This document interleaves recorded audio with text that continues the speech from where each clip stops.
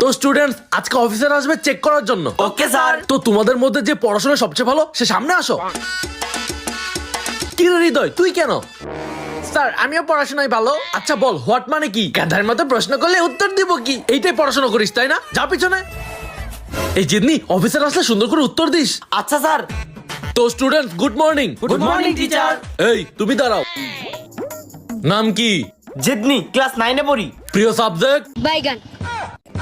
আরে বাইগন না, ওটা বিজ্ঞান। ও আমি বসি, তোমরা একটু পড়ো। স্যার আসি। আরে রুমের ভিতরে তো ঢুকে গেছো, এখন আবার কুলের উপরে এসে বসো। ও আচ্ছা আরে আচ্ছা। আরে কি করতেছো, কি করতেছো? গাধার বাচ্চাটা কি করতেছে এগুলা? আরে বিয়াদব, যাও সিটে বসো।